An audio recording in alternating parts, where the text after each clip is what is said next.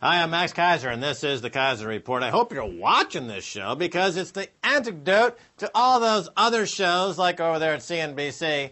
Jim Cramer and those people will put you into the poorhouse.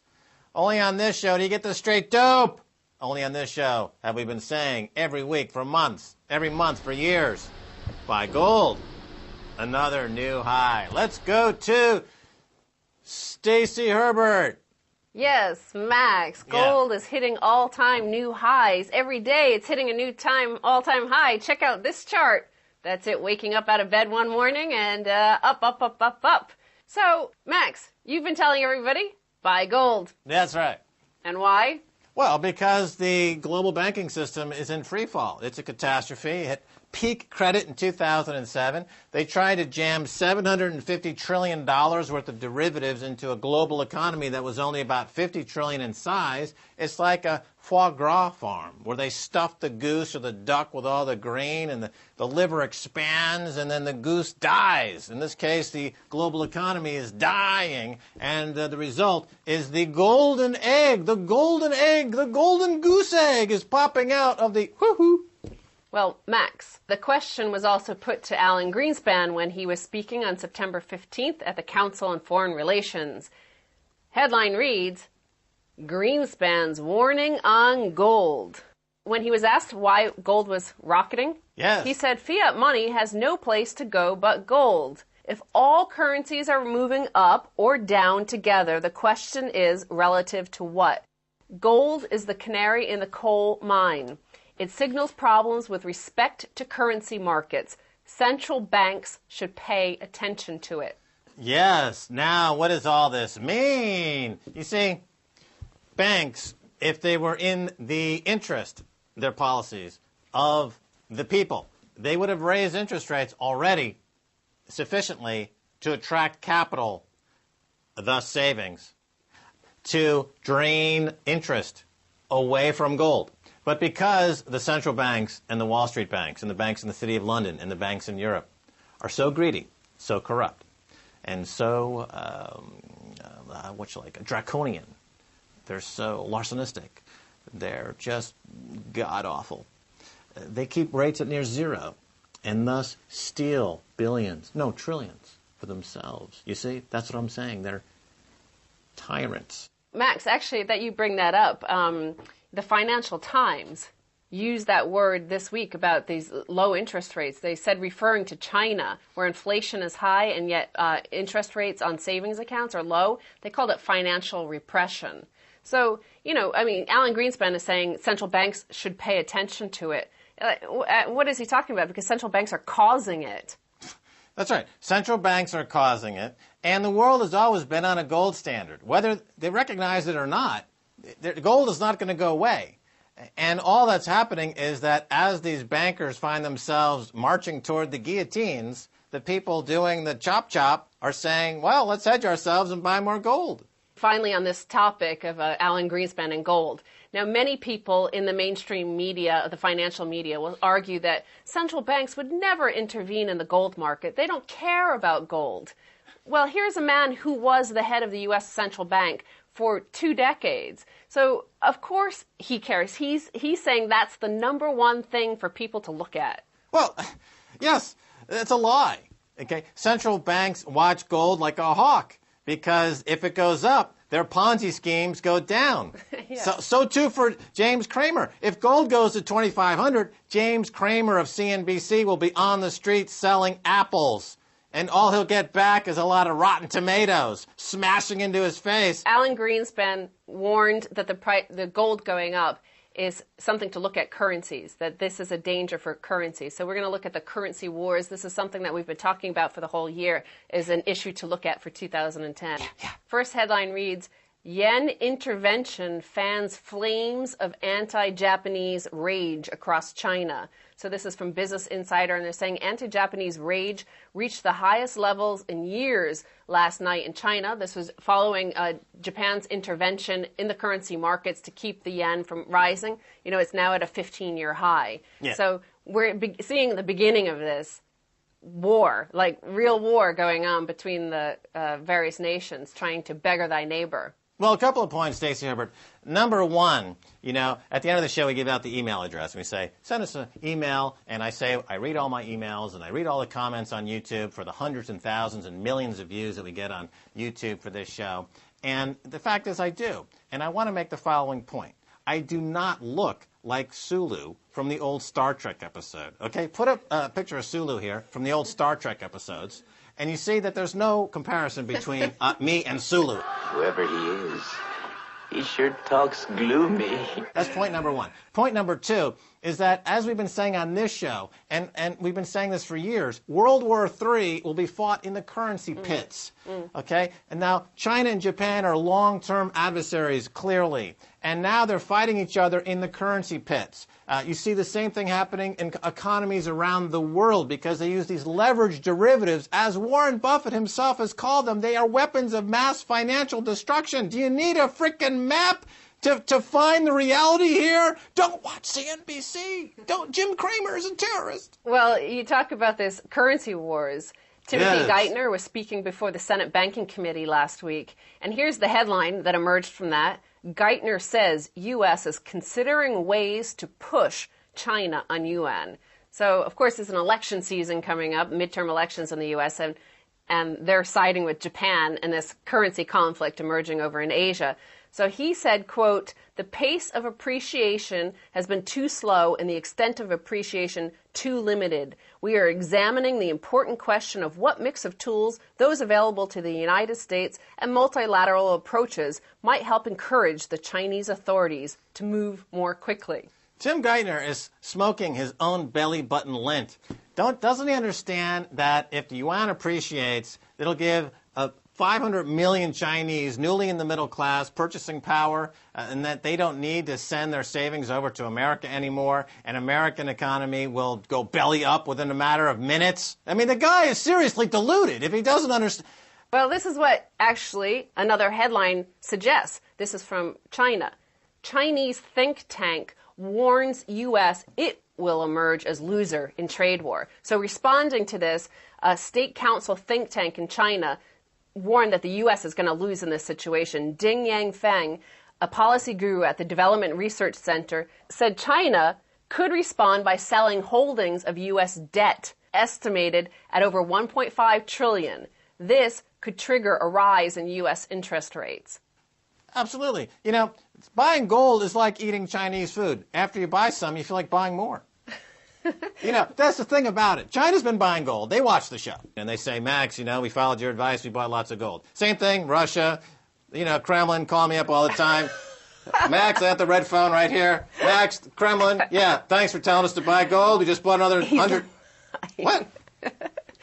But, Gabriel Stein from Lombard Street Research in this article responds to this threat from China. Now, this threat from China is the mother of all threats. This is the thing that everybody for the last decade or two has been warning about once China starts selling treasuries. So here's Gabriel Stein responding to this. Who is Gabriel Stein? He's a guy. Oh, okay. They are utterly wrong. The lesson of the 1930s is that surplus countries with structurally weak domestic demand come off worst in a trade war.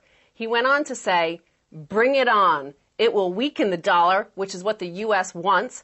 The interest rate effect can be countered by the Fed. So he's responding basically saying, we've got our own command and control of interest rates. We can fix the interest rates at whatever we want. As the Grand Poobah of Westport, Connecticut, Peter Schiff has said, all assets will deflate against gold. We're talking about wars, and the other issue we're always talking about is the warfare state of America. Mm-hmm. Now, this headline is very shocking. Veterans Agency made secret deal with Prudential. Oh, this is sad. I saw this headline. This is like makes me think, as an American myself, I feel so embarrassed and so ashamed.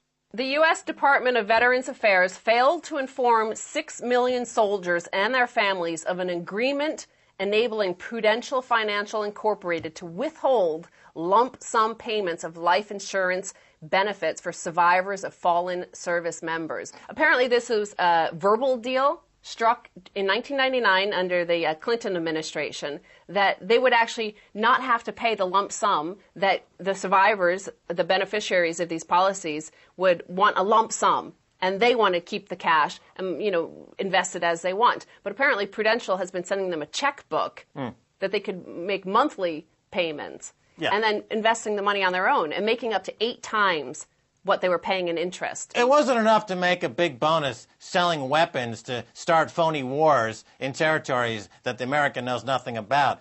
They've got to also cash in on the dead soldiers on the back end as well. I mean, this is like being trapped in a mutual fund from, Hades. I mean, they're making a market in dead U.S. soldiers. Isn't that a bit unacceptable in America today? I mean, what are you training the kids there in elementary school? How to become an arbitrageur for dead U.S. soldiers at Prudential Securities? That's appalling. And yet they've got a license. They're doing business. How come nobody shuts them down? Oh, because Geithner's smelling, the vapors of his own delusions. The man is a psychotic! U.S. Secretary of Defense Robert Gates had this to say: "Until today, I actually believe that the families of our fallen heroes got a check for the full amount of their benefits. This came as news to me." Again, it was a verbal agreement. There's nothing written down. Yeah. Look, Robert Gates, again, another U.S. politician who's an empty sack of bones uttering platitudes to nobody in a vacuous echo chamber that is Washington, heard by no one except the gold market that's saying, you know what, we don't believe you anymore. One final headline, another triumph of Max Keiser's predictions. Speaking of politicians and empty sacks of bones, it's hell. I can't stand it. Carla Bruni reveals what Michelle Obama really thinks of being First Lady. Well, this is a new biography of Carla Bruni, and she apparently revealed that Michelle Obama says it's hell being First Lady, and many are speculating that, well, perhaps Barack Obama really does want to be a one-term president. Yeah. In the book, however, Carla Bruni says one term as French president will be enough for her husband and suggests he might take tips from his friend Tony Blair. Why not start making money? So another friend of Carla Bruni is quoted as saying that the Sarkozys are very impressed with how much money Tony Blair has made via J.P. Morgan and all these oil deals he struck in Iraq. How much money Tony Blair has made committing genocide in Iraq. He cashed in on the way out. Thanks, Tony Blair. You're a genocidal maniac. Now, of course, Tony Blair, Barack Obama, Nicolas Sarkozy, they used their presidency merely to grease the skids of their careers to impress the bankers on Wall Street. It's just a resume burnisher. Yeah, I was president of the United States for 4 years, and then I got a job at Goldman Sachs. All right, well, that's going to do it for this part of the show. Don't go away. Much more after the break.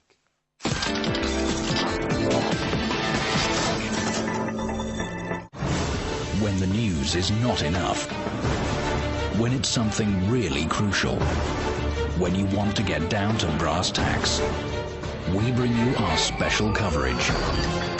This time, the latest news from the International Arctic Forum. Scientific discussion and expert exchange of opinions on the pressing issues of the region. Arctic Forum 2010, Polar Interests. Question more on RT.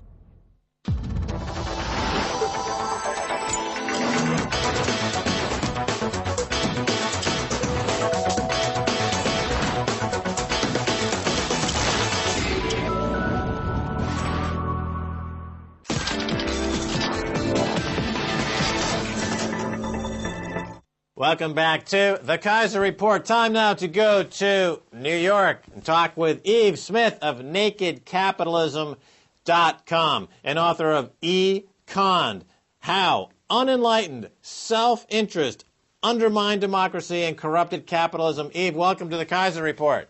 Max, great to be with you. All right, first, Eve, your book is called E-Conned. Tell us about the con that corrupted capitalism. Well, economics deserves a lot of blame for the financial crisis. The discipline used to have a lot more diversity in it. If you go back to the 1930s, you had a lot of different schools, a lot of different frameworks on opinion. What happened right after World War II is that there was a very self-conscious effort to make the discipline more mathematical and to make the math, as they like to call it, tractable. They had to assume stability. I mean, when you hear people talk about economics or economics models, all the time you'll hear discussion of equilibrium. That's hardwired into mainstream economics. Well, if you assume that the system is going to be stable, if you assume that if there's any disruption, things are going to eventually go back to being normal, however you define normal, that means you really don't have to intervene very much. That means, in fact, intervention is probably a bad thing because the economy will self-correct. And that is a line that's very popular with businesses. If you can, they would prefer to be left alone. They would prefer to be free to do what they would like to do. So if you believe the economy is going to be stable, that gives you license to do all sorts of things like deregulate. Now, if you assume, in fact, as Keynes did, this is a part of Keynes that got airbrushed out, that economies, in fact, have a tendency to be unstable, then that gives you more of a case for government intervention. Now, you can debate whether the government can intervene sensibly, but there really is a fundamental disconnect in terms of the point of views between a view that believes in instability versus one that believes economies have a tendency to be stable. There's a second set of problems with financial economics, which is very large, in that all the mainstream models have assumptions in them, again, to make the math easy, that understates risk, so that people who use the normal approaches that are well established in financial economics wind up taking on more risks than they're aware of that they're taking. All right, let's talk about one word in that description that you just offered. The word is equilibrium. So you're saying that over the past 20 or 30 years, the once diverse field of economics has, like a lot of things in America and world culture, become reduced to a monoculture or a mono way of thinking. And this way of thinking believes or posits that you can mathematically assume or calculate what an optimum economy is going to be and treat it like a physicist would look at atomic structure, and you completely ignore the fact that economics at best is a natural science like psychology. And again, getting back to this word equilibrium, according to professional economists, things are in equilibrium. However, when you look at the facts on the ground, like this huge exploding poverty rate in America, clearly there is very little equilibrium. What do you think on that score? Yeah, well, in fact, economics has chosen classical physics as its model. And you will see for example, now the discussion is, gee, maybe we have what they call structural imbalances, and maybe now we're at a new bad equilibrium. That's the way the current situation is being rationalized to fit in the current economic model. But in fact, you might be able to make an argument in sort of very specific, commodity markets, where you really have a lot of players that don't have much power, and you've got physical supplies that, maybe in some markets you do have, if there's too much supply, prices go down. If there's a lot of demand, prices go up. You might, those kind of markets, you might be able to argue that there are forces for equilibrium. But the place where this argument really breaks down is in financial markets, in markets that involve credit and financial assets. They don't have any propensity to equilibrium. In fact, as we all know, they're predisposed to boom-bust cycles. So that was a particularly dangerous set of assumptions to use these kind of equilibrium notions in financial markets. And as we know, financial markets, when they become large relative to the economy, in fact, have a lot of impact on the real economy. We have a financial crisis that's now rolled into being a real economy crisis. Okay, the boom-bust cycle in economics. This is, if you go back to Adam Smith's day, of course, when he wrote Wealth of Nations and the Theory of Moral Sentiment, he used nature as one of his references. And he noticed that the tide comes in and the tide goes out, and that, yes, economies will expand and economies will contract. And economics has given us some tools to deal with this, principally on the monetary side, the ability of the Fed to change rates one way or another to try to create more demand if demand is slacking, etc. But over the past 15 years, though, with the introduction of quantitative analysis and hedge funds and high-frequency trading and algorithmic trading, in 2007, we had a situation where, by some estimates, $750 trillion in derivatives around the world for a global GDP for the globe of roughly 50 trillion. So there were 15 times more highly leveraged bets in the global economy than there was even a global economy. Now that's not equilibrium. That's not economics. That's an outright fraudulent Ponzi scheme. Isn't that true? Well, no, that's right. I mean, in fact, this is something that Keynes talked about a long time ago. He said that when, capital markets, I'm paraphrasing him, but he basically said that when a capital market becomes more like a casino, it doesn't do its job of allocating money efficiently to the economy. And that's basically what we've seen, that the side bets have gotten so large they started swamping really economic activity.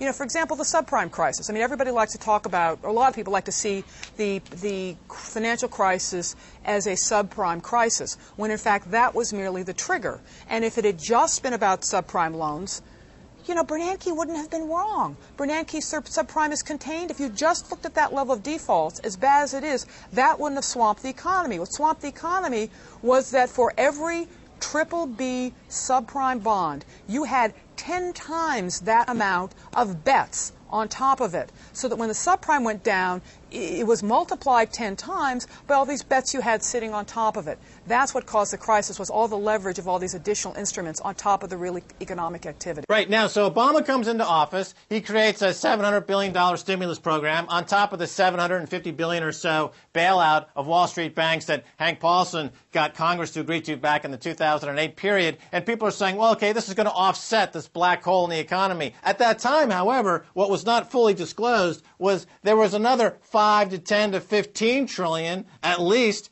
in additional black hole debt obligations or claims that had not worked their way through the economy. Today, there's no inflation because there's another 15 to 20 trillion in black debt hole still to be worked through. Why is it, Eve Smith, that the government can't get Wall Street or any bank in the world to tell them honestly what their true liabilities are?